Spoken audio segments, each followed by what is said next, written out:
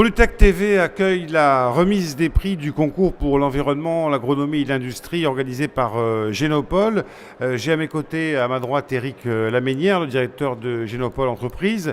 Juste à côté de lui, monsieur Étienne Almoric, qui est directeur de MACPI et Polymers, qui a été une société lauréate en 2011. Face à lui, un autre lauréat, mais de 2012, Thibaut Mercé, PDG de Prestodiac. Et puis Sébastien Duprat de Paul, qui est directeur R&D de Chimex. Chimex qui n'est d'autre que le sponsor, le parrain de ce concours organisé par Génopole. Génopole, qui vous le savez, est situé à Évry, qui est un biocluster qui rassemble les entreprises de biotechnologie et des laboratoires de recherche qui sont essentiellement au départ tournés vers la santé, mais qui s'ouvrent peu à peu, effectivement, au domaine des biotech environnementales, agronomiques et industrielles. Et c'est l'objet de cette remise des prix aujourd'hui. Monsieur Laménière, prenez un micro. D'abord, pour initier et pour introduire cette remise des prix, quels sont, je dirais, les critères de choix qui conduisent à désigner les lauréats? Les critères sont au-delà. Parlez bien près du micro. Pardon. Merci. Les critères, au-delà des critères technologiques correspondant au champ d'application que vous venez de mentionner, donc je dirais toute la biotechnologie hors santé, donc que vous avez décliné. Les critères sont très simples, c'est les critères de viabilité d'une entreprise. L'objectif, c'est que nous avons sélectionné les projets sur la base d'une présence à un instant T de tous les éléments que nous pensons nécessaires pour, à terme, alors vous verrez, il y a des termes qui sont très très différents, de 1 année à 3 ou 4 ans, permettront de construire une entreprise viable. Alors, on est clair que les biotech dont vous faites la promotion à travers ce concours sont autant d'alternatives à l'utilisation des ressources pétrolières et puis servent aussi à la surveillance environnementale. Hein. C'est vraiment la recherche de la performance à travers les biotechnologies. Absolument, c'est le grand intérêt de ces révolutions autour de la biotechnologie. Il y a vraiment des technologies de rupture qui permettront, par des procédés purement biologiques, donc évidemment avec tous les intérêts de la biologie, moins polluants, etc., permettront finalement soit de proposer de nouveaux services, les biomatériaux, on n'a pas cette année, mais on espère en avoir un jour, mais rendre des services qui sont aujourd'hui proposés par des industries plus polluantes. La chimie, par exemple, qui intéresse évidemment une société comme Chimex. L'idée, c'est vraiment d'utiliser des processus biologiques pour faire des choses normalement que la biologie ne fait pas. Et pourquoi Génopole s'investit-il dans cette filière? Génopole a été créé il y a à peu près 15 ans, effectivement autour du séquençage du génome. Les premières applications, alors les technologies il y a 15 ans étaient très très loin de l'industrialisation, ce qui fait que les coûts de mise en œuvre de ces technologies étaient extrêmement chers et donc ne pouvaient que s'appliquer à des domaines comme la médecine, soigner des patients sur des pathologies où il n'y avait rien d'autre. Donc ça, c'est les premiers domaines d'application. Et ce qui est très intéressant, c'est que la technologie a énormément progressé. Et finalement, ces mêmes technologies sont aujourd'hui appliquées à d'autres domaines avec des marges beaucoup moins importantes, comme la chimie, comme la mesure de l'environnement, etc. Et donc, du coup, Génopole est devenu un accélérateur pour les entreprises aussi. Voilà, alors on l'a toujours été. Et le challenge qui est le nôtre aujourd'hui, c'est vraiment ce que l'on a réussi à faire en moins de 15 ans autour de la biotechnologie médicale. Eh bien, c'est tout le savoir-faire que nous avons développé, c'est le mettre à disposition des entreprises de biotechnologie aussi en dehors des applications santé. Sébastien Duprat de Paul, vous êtes directeur R&D de Chimex. Qu'est-ce qui justifie la présence de Chimex en tant que sponsor et parrain de ce concours? En fait, je vais continuer avec ce que Éric de Laménière a dit, c'est-à-dire que les biotechnologies, c'est clairement une nouvelle méthode ou une alternative pour avoir accès à des molécules ou à des voies de fabrication qui ne seraient soit pas possibles actuellement, soit des voies alternatives qui seraient plus respectueuses de l'environnement. Et Chimex est clairement dans cette tendance-là. Chimex est une filiale de L'Oréal qui s'occupe de l'industrialisation des principes actifs et des ingrédients de L'Oréal. Et on a vraiment à cœur d'industrialiser ces principes actifs en minimisant l'impact environnemental. Avec bien sûr des développements économiques et industriels qui sont attendus et qui sont, j'imagine, plus qu'espérés. Est-ce qu'on peut avoir, je dirais, votre ambition, connaître votre ambition, vous, en tant que, bien sûr, en tant qu'acteur entreprise, et puis vous, en tant que Génopole, parce que tout ça, c'est une économie qui fleurit, et puis des entreprises qui trouvent ou qui prennent leur élan grâce à votre action.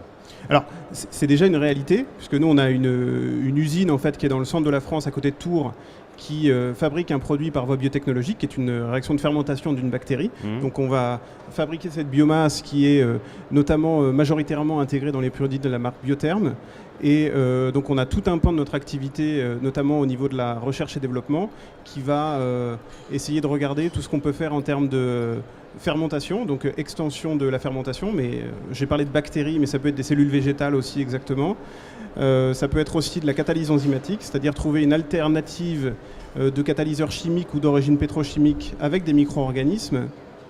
Et puis, ça va être tout ce qui est en train d'être développé maintenant par quelques entreprises de Génopole, qui est la biologie de synthèse, qui est vraiment un champ d'application qui est vraiment superbe et qui donne vraiment des belles perspectives en fait, pour les ingrédients. C'est un véritable bouillonnement de recherche chez vous.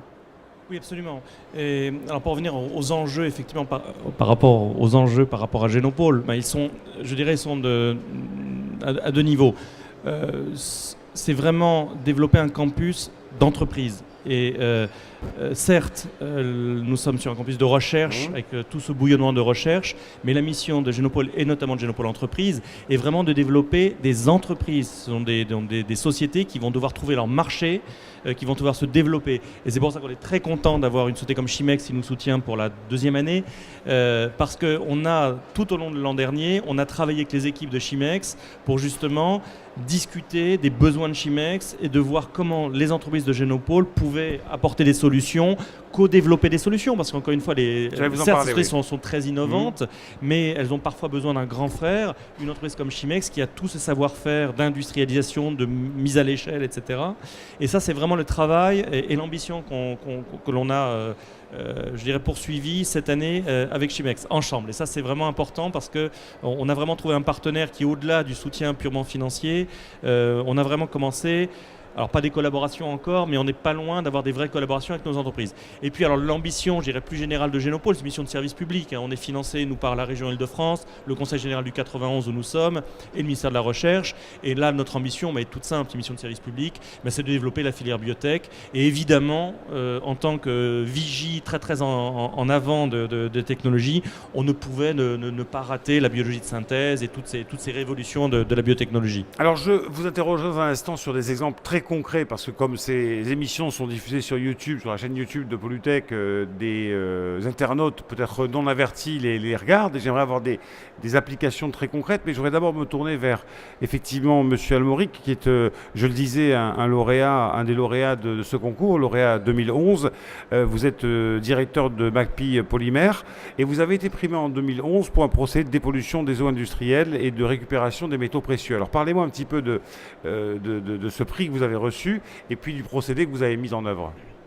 Et peut-être, pardon, encore une fois, peut-être du cheminement qui vous a amené jusqu'au développement de cette solution. Oui, bien sûr. Donc chez MACPI, on est des traiteurs d'eau. On fabrique des produits de filtration pour le traitement des eaux industrielles uniquement. Effectivement, on a deux applications très identifiées. L'une, c'est la récupération des métaux précieux. Donc, nos produits de filtration vont permettre d'améliorer le recyclage des métaux précieux comme l'or, les platines, le palladium. Donc c'est des métaux qu'on dit stratégiques, puisqu'effectivement rares et très chers. Et l'autre application concerne la dépollution. Donc on va venir permettre à des industriels de faire un traitement en fin de chaîne pour abattre les métaux les plus toxiques, comme le cadmium, le plomb, le mercure et d'autres métaux toxiques. Nos technologies de filtration sont vraiment très pertinentes sur les traitements de finition. On va vraiment permettre d'aller chercher les dernières traces pour respecter les normes environnementales qui sont de plus en plus strictes, notamment à l'horizon 2015 avec les normes européennes. Alors comment se sont développés ces procédés? Comment avez-vous trouvé votre marché? Puisque je reprends l'expression de monsieur Laménière sur il faut qu'elles trouvent leur marché, il faut qu'elles s'installent. Comment ça s'est passé pour vous? Alors nous, notre technologie, elle est issue des laboratoires de l'École Polytechnique, développée en 2007. Et on s'est lancé à deux fondateurs en 2010 sur le projet. avec effectivement tout un panel d'applications possibles. Le Génopole nous a beaucoup accompagnés à travers le prix et le fait qu'on ait été lauréat en 2011, puisque ça a été un apport financier, mais aussi un soutien au niveau de son chargé d'affaires qui nous accompagnait sur des thématiques comme la gestion de la propriété intellectuelle, aussi pour obtenir différents types de subventions, donc un vrai accompagnement. Et sur certaines études de marché, puisqu'effectivement il faut trouver son marché. Nous ça a été difficile puisque le traitement de l'eau était un domaine nouveau pour mon associé et moi-même. Donc on a effectivement effectué des études de marché très concrètes de terrain, en allant voir les industriels pour tester notre technologie et vraiment identifier là où elle apportait le plus de valeur, là où vraiment sa valeur ajoutée était le plus importante. Et aujourd'hui, le marché des récupérations des métaux précieux est vraiment un domaine dans lequel on se développe au niveau français, européen, et même au niveau mondial, puisqu'on commence à avoir des développements en Asie et en Afrique du Sud. Où récupère-t-on des métaux précieux ? Alors effectivement, c'est une bonne question. On ne récupère pas n'importe où. Il y a certains domaines industriels, secteurs d'activité qui en utilisent beaucoup. Nous, on va directement aller aider les affineurs. Donc, ce sont les gens qui vont valoriser et produire des métaux précieux purs. Ces gens-là se trouvent en fait en bout de chaîne de recyclage. Donc c'est des métaux qui sont extrêmement recyclés aujourd'hui. Le taux de recyclage du platine, par exemple, se situe entre 30 et 50%. Donc ces gens-là vont intervenir soit en récupérant des effluents miniers, des concentrés, avec lesquels ils vont produire des métaux précieux purs, soit directement en bout de chaîne de recyclage de ce qu'on appelle les D3E, déchets d'équipements électriques, électroniques, mais des déchets de bijouterie, ou bien aussi des pots catalytiques qui utilisent du platine, du palladium. Et donc, ils ont différents types de procédés dans lesquels nous, on va intervenir pour les aider à améliorer leur performance. C'est très fin, on est sur une maille très fine là, pour récupérer ces métaux précieux. Oui, les concentrations sont très faibles au départ. Après, bien sûr, eux ont plein de procédés pour les concentrer. Et nous, on va les aider à améliorer et à récupérer jusqu'aux dernières traces pour améliorer encore les performances globales du recyclage sur sa chaîne entière. Et ensuite, ils sont réinjectés dans les domaines d'application en fonction de leur utilisation, bien sûr. Thibaut Mercé, vous êtes le PDG, je le disais, de Prestodiag et vous avez été lauréat en 2012 pour un kit de détection de bactéries pathogènes dans l'agroalimentaire et l'environnement. Alors parlez-moi un petit peu de ce kit, de ce que ça vous a apporté effectivement, non seulement en espèces sonnantes et trébuchantes, parce que j'ai cru comprendre que effectivement vous souteniez financièrement les entreprises lauréates, mais aussi dans la notoriété de votre solution. Oui, effectivement. Prestodiag est une jeune société qui a été créée en mars 2012 et nous avons eu la chance assez rapidement de recevoir le soutien et de gagner le concours Génopole en octobre 2012 qui a été un véritable catalyseur dans le développement de nos produits, dans la recherche de nouvelles applications et dans la recherche également d'investisseurs. Donc initialement, et même aujourd'hui, nous nous positionnons sur la détection de bactéries pathogènes dans le secteur agroalimentaire. Donc nous parlons de salmonelle, Escherichia coli, Listeria, qui sont de véritables plaies pour les industriels de l'agroalimentaire et pour lesquels nous pouvons fournir une détection en quelques heures au lieu de quelques jours. Donc au-delà de l'application agroalimentaire, nous nous positionnons sur la détection et l'analyse rapide de tout type de micro-organismes, quelle que soit finalement l'activité et le champ d'application. Je vais vous donner un exemple. Nous sommes en train de développer un kit dans le domaine de l'environnement pour détecter les légionnelles dans l'eau en quelques heures, ou typiquement moins d'une journée, contre 7 à 10 jours avec les technologies actuelles de croissance sur des boîtes de pétri.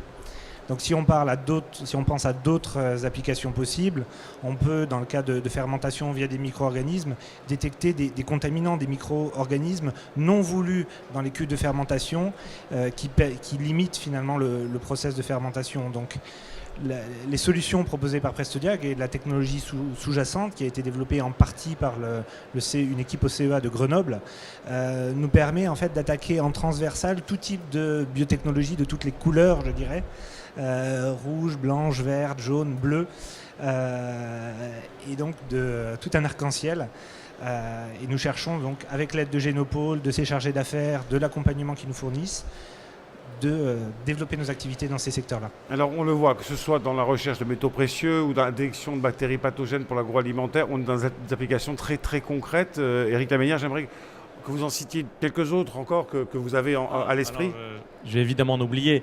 Je prends alors, il y a plusieurs choses intéressantes. C'est aussi, je dirais, la maturité de la technologie. Et on voit des sociétés, alors, je ne sais pas si c'est tout à fait le cas de PrestoDiag, mais qui ne doit pas être loin de ce cas-là, et Thibaut me dira si j'ai tort ou pas, qui au départ sont développées sur des applications médicales. Donc la technologie était vraiment des applications médicales. Et puis le médical, c'est long, c'est très cher, et donc se sont réorientés Mais dans leur pourquoi plan médical? d'affaires. Parce que c'est l'ADN de Génopole ou c'était parce que c'était effectivement... Non, parce que ces technologies, encore une fois, Voilà, dès qu'on parle de biotechnologie, on associe et qu'on au parle- médical, voilà, oui. c'est- Oui, c'est tout à fait. traditionnellement, de par les formations des chercheurs, etc., on est plutôt médical. Et puis finalement, les applications industrielles les plus rapides, les plus concrètes, parce qu'encore une fois, on est dans le concret, il faut trouver son marché, il faut faire du chiffre d'affaires rapidement, eh bien, se trouvent dans d'autres secteurs. Et ce qui est intéressant aussi, c'est que ces technologies à terme pourront être réappliquées au secteur de la santé un peu plus tard, quand des sociétés comme PrestoDiag auront trouvé un petit peu plus de force, des capitaux, donc de l'argent, pourront probablement se réattaquer de nouveau avec plus ou moins les mêmes technologies à des applications médicales et partir dans le diagnostic. Donc je pense à une société qui est à Géopole depuis très très longtemps, qui s'appelle WatchFrog. WatchFrog est une société qui a développé des petits têtards que l'on fait nager dans de l'eau. Et quand dans cette eau, il y a une trace très infime, par exemple, d'un perturbateur du système endocrinien, alors c'est tous des problèmes de toutes ces hormones qui traînent dans l'eau, eh bien le tétard devient fluorescent et est détectable en temps réel. Donc c'est vraiment un système qui est extrêmement intéressant parce qu'il permet de détecter d'abord des toutes petites quantités de ces perturbateurs endocriniens, donc vraiment déjà la quantité, et surtout il détecte un effet biologique. Et ça c'est majeur. Alors je ne vais pas rentrer trop dans les détails, mais le chimiste ne trouvera que ce qu'il cherche. Donc s'il cherche telle molécule, il peut la trouver. D'abord, ça prendra plutôt 4-5 jours. Donc le problème, c'est que 4-5 jours, beaucoup de gens ont pu boire l'eau ou je ne sais pas quoi. Là, vous avez quasiment en temps réel. Donc ça, c'est vraiment extrêmement important. Vous avez un système biologique intégré qui va répondre à un effet. Ça, c'est majeur. Et nous travaillons avec WatchFrog. On a un hôpital sur le campus à Génopole, un magnifique hôpital gigantesque. Et on travaille alors ils appellent ça une WatchFrog. Bon, ça c'est leur choix. Et on va contrôler les effluents de l'hôpital. Donc c'est un test pour le moment, mais vraiment l'idée c'est de partir sur des productions industrielles.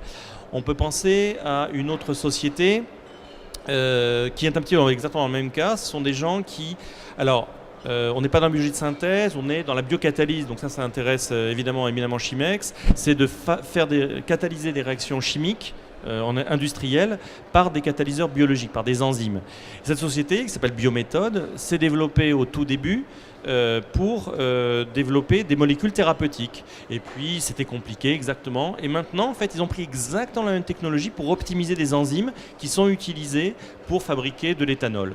D'accord. La troisième société qui est assez visible à Génopole, c'est une société qui est cotée, qui a levé beaucoup d'argent, qui a une belle visibilité, c'est vraiment un projet extrêmement prometteur.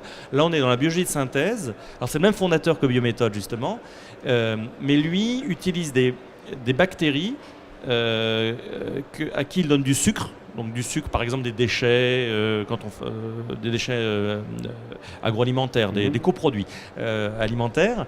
Et ces coproduits sont transformés en une molécule organique, dans une oléfine légère. Je peux vous donner le nom, c'est pas très intéressant. Mais ce sont des produits qui traditionnellement sont produits par le cracking du pétrole. Donc là, vous avez un accès à travers de coproduits à des produits de chimie traditionnelle. Et je pense que dans beaucoup de procédés chimiques, on utilise les molécules que font cette société. Le dernier exemple que je vous donnerai, c'est un exemple qui n'est pas encore à Génopole, mais j'espère qu'il sera bientôt. C'est une société américaine que l'on a rencontrée près de San Francisco. C'est à peu près la même chose. Eux font d'autres molécules, je n'entre pas dans les détails, mais l'intérêt de cette société, c'est qu'elle ne prend pas du sucre comme produit de départ, elle prend notamment du CO2. Le dioxyde de carbone, qui est un vrai problème environnemental. Et donc, ils ont installé leur laboratoire à la sortie d'une usine de production de ciment. Et ce qui est intéressant avec cette société, c'est que d'une part, elle développe une technologie absolument extraordinaire, parce que d'une part, Elle capte le CO2. on va capter le CO2 plutôt que le stocker avec des choses qui vont coûter très très cher. Donc, on va le réutiliser, on va le réinjecter dans le cycle. Mais surtout, c'est aussi pour montrer l'intérêt de la France. C'est des gens qui sont développés aux États-Unis et qui veulent maintenant construire cette société, plus aux États-Unis, mais plutôt en France et à Génopole. Si besoin était, on a bien compris l'intérêt des biotechnologies. On est entre finalement le laboratoire et la nature à chaque fois quand on parle de biotechnologie. Alors je vais vous remercier, messieurs Mercé et Almoric, parce qu'on va appeler maintenant, regagnez vos places, on va appeler maintenant les 5 finalistes de ce concours Génopole 2013, concours pour l'environnement, l'agronomie et l'industrie. Et je vais commencer par la société Abolis, donc son représentant ou sa représentante, son représentant en l'occurrence qui vient me rejoindre. Bonjour. Alors vous allez en quelques minutes nous dire un peu qui vous êtes. Abolis, c'est ouvert, allez-y. C'est ouvert.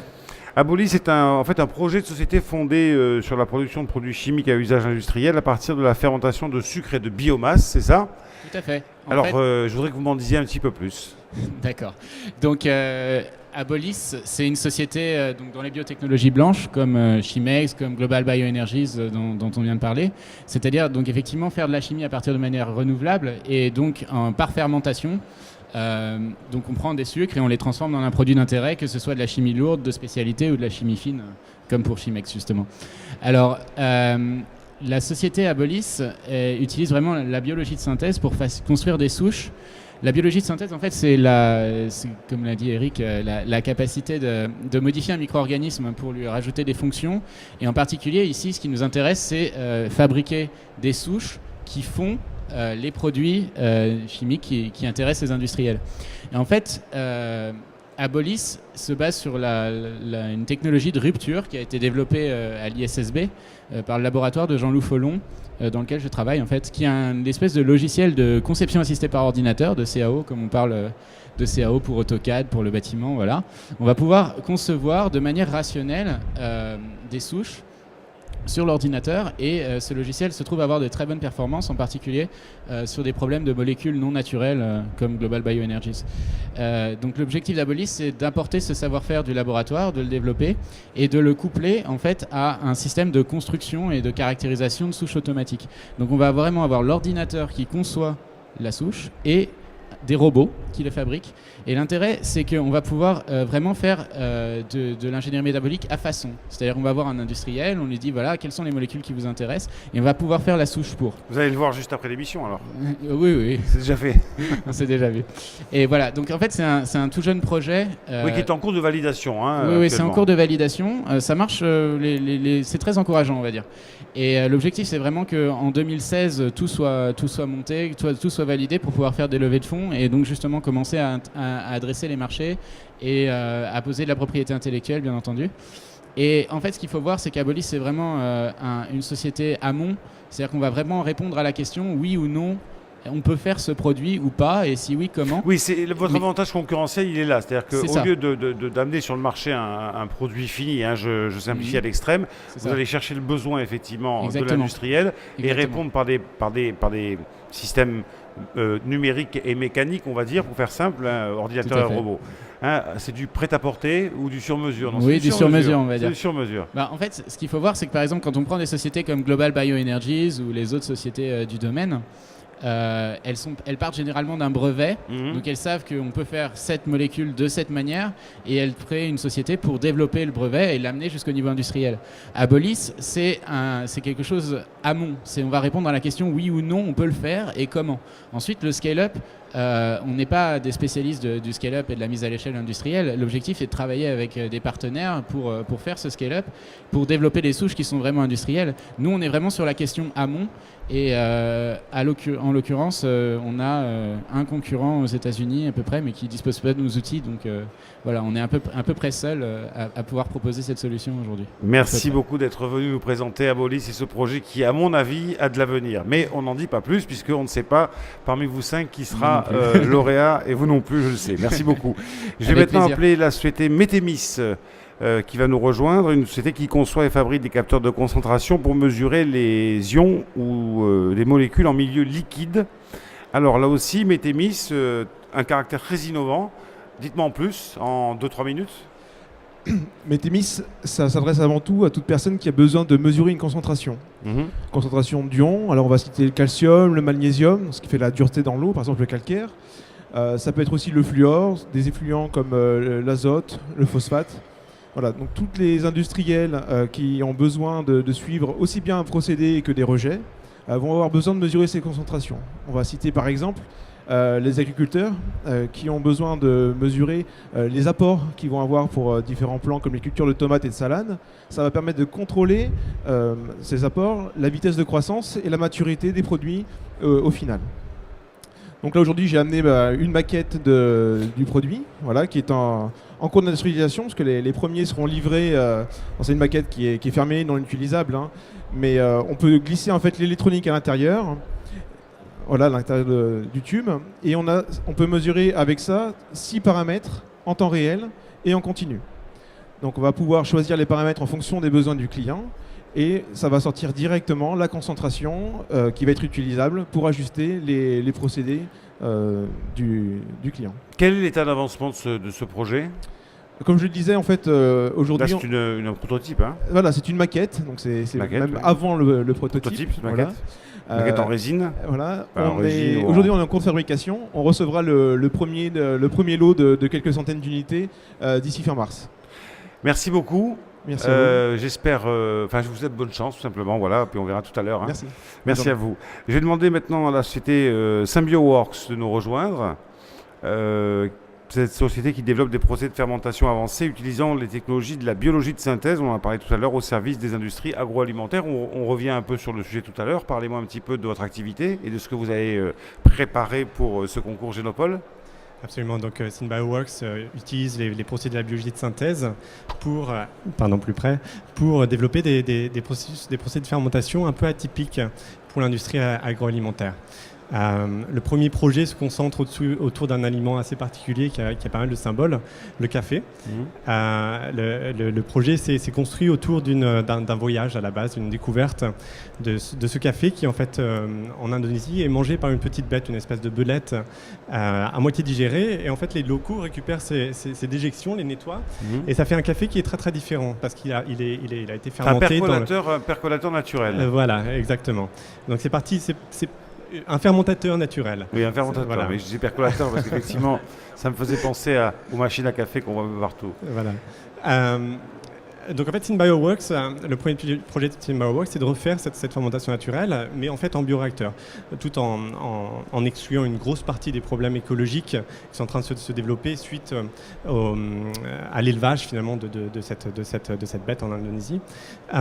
Et aussi en fait faire cette fermentation en bioréacteur permet de contrôler de façon beaucoup plus précise toutes les qualités organoleptiques qu'on va pouvoir développer autour de l'aliment.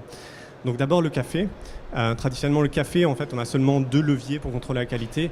D'abord la sélection de la graine et ensuite la torréfaction. Là, on ajoute en fait un procédé de fermentation entre ces 2 étapes-là. Et ensuite, l'ambition de SynBioWorks, c'est de se développer via cette palette technologique qu'on est en train de développer autour de la biologie synthétique vers une autre gamme d'aliments, notamment la bière. Oui, la bière qui est vraiment un produit fermenté. Le projet, en 2 mots, il en est où ? Le projet est en cours de réalisation. On a déjà la R&D qui a été réalisée. Donc un projet encore assez en early phase, on va dire, pour utiliser l'expression anglo-saxonne.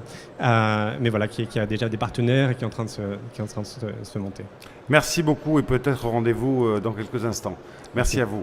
J'appelle maintenant Vector B Technologies, qui est spécialisée dans la conception, la fabrication et l'installation de solutions industrielles pour le traitement thermique par l'eau de produits liquides et semi-liquides, mettant en œuvre des biocatalyseurs via une technologie innovante et brevetée. Bonjour, bienvenue. Parlez-moi de ce que vous proposez et de ce que vous avez amené comme candidature pour ce concours Génopole. Bonjour à tous. Donc, Vector B Technologies, c'est une solution de traitement thermique à destination des industries des bioprocédés, donc principalement pour des applications sur des fluides ou des semi-liquides. Donc c'est une technologie donc innovante et brevetée qui est basée sur le principe du chauffage par induction. Ce qu'on propose en fait, c'est une solution alternative au chauffage vapeur traditionnel qui a 3 principaux avantages. Donc on a une amélioration en fait au niveau de la productivité de la ligne parce qu'on a différents gains de temps au niveau du process qui sont liés au système de chauffe. On a une amélioration des rendements puisqu'on au niveau des rendements de chauffe, donc plus 20% par rapport à une chaudière vapeur qui est extrêmement bien réglée. Et on a également en fait une amélioration de la précision au niveau de la régulation de la chauffe qui notamment en fait facilite l'incrémentation des enzymes dans les procédés. Donc au niveau des domaines d'application, en fait, on a démarré en fait sur le domaine de l'agroalimentaire et plus particulièrement sur le domaine des boissons. Avec Pas de la bière quand même. Si, de la bière. Voilà, donc du coup la première application en fait est dans le domaine de la brasserie.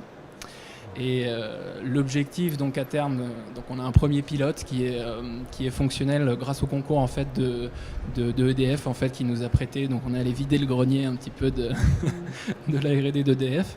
On a récupéré du matériel. C'est important ça d'avoir comme ça des entreprises qui donnent un coup de main, parce qu'il y a des moments où on a vraiment besoin de ça quand on n'a pas de capitaux ou très peu de capitaux. C'est essentiel et ça fait aussi partie de la stratégie un petit peu par rapport au projet, d'aller voir un petit peu les différents industriels pour voir ce qu'ils peuvent nous mettre à disposition pour avancer de façon plus sereine. Et du coup, donc en premier pilote de à peu près 5 hectolitres, donc ça fait 500 litres qui fonctionne sur une application dans le domaine de la brasserie. L'idée, c'est de poursuivre en fait le développement pour développer en fait un démonstrateur à échelle industrielle, donc passer du 5 au 50 hectolitres éventuellement sur donc une application industrielle avec un outil qui serait entièrement adapté pour cette première application dans le domaine de la brasserie, et pourquoi pas aussi également tester dans d'autres domaines de l'agroalimentaire ou au-delà. Oui, on tourne beaucoup autour de l'agroalimentaire, mais c'est qu'il y a sans doute des besoins très très importants, effectivement. Et c'est effectivement, quand on lit vos projets, quand on vous écoute, un secteur d'activité qui est porteur et qui recherche des technologies, des biotechnologies et des innovations. Hein. On va vous l'ouvrir, c'est le baron. On est typiquement dans ce que l'on mentionnait, c'est-à-dire que ces besoins ne sont pas des besoins nouveaux.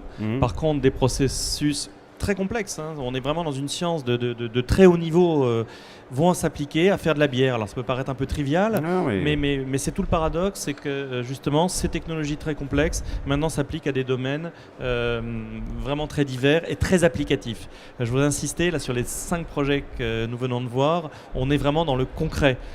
Et encore une fois... Pas les 5, on en a vu 4. Ah, on a vu 4. Il y en a un 5e. Et j'ai oublié. Ce 5e porte bien son nom. Mais on est aussi dans le concret et dans la science de grande qualité. Merci beaucoup. Ce 5e porte bien son nom puisque c'est la société, l'entreprise Insect, qui opère dans les domaines des biotechnos, de l'environnement et de l'agroalimentaire, avec une activité qui principalement consiste à assurer la bioconversion des résidus organiques par les insectes, justement, ainsi que la transformation de ces insectes en nutriments, en produits non alimentaires. Donc Insect pour insectes, effectivement, parlez-moi un petit peu de ce que vous êtes en train de mettre en place.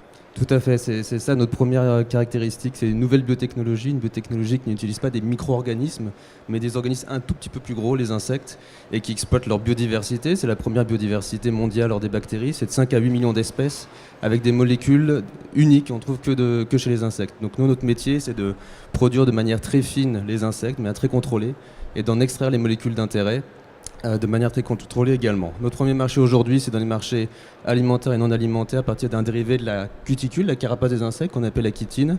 Et notre produit donc, attaque des marchés qui sont à peu près de l'ordre de 20 milliards d'euros par an, avec une croissance de plus de 20%. Notre chitine d'insectes a des propriétés mécaniques qui sont supérieures en fait, à la concurrence aujourd'hui, qui sont issues de crustacés ou de champignons. Donc c'est en ce sens-là, effectivement, qu'on développe des premières relations commerciales. Nous en sommes à la validation laboratoire aujourd'hui, avec les premiers des brevets en cours de déposition, et avec une levée de fonds en cours et en bouclage actuellement, pour nous assurer effectivement la construction d'un pilote de production à Génopôle. Et ce qui est intéressant, c'est que le projet est né, je lis ma fiche, hein, mais bon, je ne peux pas tout savoir, il y a 40 émissions pendant 4 jours, donc il faut bien que j'ai des notes quand même. C'est que c'est la lecture d'un rapport de la FAO, Nourrir la planète en 2050, qui a été l'élément un petit peu déclencheur du projet. Voilà, c'est un des éléments effectivement. Pourquoi aussi on a lu ce rapport, c'est parce qu'il y avait des personnes dans l'association qui sont dans des associations d'éducation de l'environnement, qui ont tous travaillé de brainstorming et de think tank, on peut appeler ça de manière... voilà. Et qui, effectivement, on a eu ce type de rapport. À 2050. Voilà, les grands enjeux alimentaires, mais ça va effectivement au-delà, c'est vraiment la durabilité complète de l'industrie qui nous intéresse, c'est une alimentation plus durable, mais aussi des matériaux plus durables. On va voir la chitine peut servir d'additif dans les plastiques et remplacer des additifs minéraux. Comment penser à cette population qui ne va cesser de croître dans les décennies qui viennent? Merci à vous. Tout à fait, je vous remercie. Il nous reste maintenant 10 minutes pour remettre 3 prix. Les prix donc, du concours Génopôle. avec 3 séquences. Premier prix spécial potentiel technologie, puis le prix spécial potentiel industriel et enfin le premier prix du concours Génopole 2013. On peut dire rapidement quelles sont les récompenses qui sont attachées à ces prix? Ce que je voudrais dire tout d'abord, c'est que les 5 projets que nous voyons aujourd'hui sont issus finalement d'un processus qui était assez long. Alors ça, c'est une bonne façon de dire je ne vais en retenir que 3 sur 5. Pas du tout, pas du tout. Puisque nous avons à peu près un peu plus de 30 dossiers. Et surtout, nous avons sélectionné 10 projets qui sont venus à Génopole toute une journée et à qui nous avons fait subir, entre guillemets, un parcours de l'entrepreneur. Chose que nous connaissons, puisque en tant qu'accompagnateur de projets innovants, on connaît ça bien. Donc on a fait venir tous nos partenaires. Donc ils ont vu des vrais venture capitalistes, des vrais business angels, des vrais industriels. Voilà, donc ces 10 projets, on passait vraiment la journée à des petits ateliers comme ça. On passait toute la journée à Génopole. Et encore une fois, ça reflète aussi notre mission de service public, qui est, alors certains projets, on savait qu'ils n'iraient pas au premier prix, mais c'était important que notamment des jeunes chercheurs, des jeunes ingénieurs puissent voir ce que c'est que la réalité de la création d'entreprise. De ces 10 projets, nous en avons retenu 5 qui ont eu le temps de s'exprimer devant le jury auquel participait Chimex. Et effectivement, nous avons sélectionné cette année 3 projets. C'est un processus... Ça s'est bien passé, le jury pourrait me confirmer. On a eu vraiment 5 projets de grande qualité. Hein. Ce qui est vraiment intéressant, c'est la qualité de la science qui est derrière tous ces projets. Même si les applications peuvent paraître, comme je le disais tout à l'heure, un petit peu triviales, on a une science de grande qualité. Deuxième chose que je voudrais remarquer, c'est la jeunesse des participants. Et ça, c'est une bonne nouvelle. Oui. Ça, c'est une bonne nouvelle. On a ou de jeunes ingénieurs pour les plus âgés, voire même des gens qui n'ont même pas terminé leur thèse, qui déjà se mettent dans les habits d'entrepreneurs. Et on peut imaginer que ça, c'est formidable. Et on peut imaginer que les 3 lauréats et même les 2 autres, qui seront un peu les malheureux de ce concours, mais il en faut toujours, auront été confrontés au vrai monde de l'entreprise en étant passés par la maille de votre jury. Les critères de sélection, on les a donnés tout à l'heure. Donc effectivement, il y a un premier prix qui réunissait, je dirais, à la fois le potentiel industriel, des applications rapides, c'est-à-dire au sens où le marché n'était pas très très loin, et une science de grande qualité. Donc c'est ce qui fait que... mais on avait donc 2 prix spéciaux. Un était vraiment pour récompenser le potentiel technologique, parce que c'est vraiment cette société, ce projet de société est au cœur de réellement une révolution en marche au niveau de la biotechnologie. Et l'autre, tout en ayant une science de grande qualité, était un petit peu plus proche du marché, un peu moins peut-être que le vainqueur. Voilà, et donc plus court. Allez, on y va. Voilà. Prix spécial potentiel technologique, à qui est-il attribué? Je vais vous laisser l'annoncer. Alors le prix spécial technologique est attribué à Abolis. Alors venez vous asseoir. Abolis, donc, qui remporte le prix spécial potentiel technologique.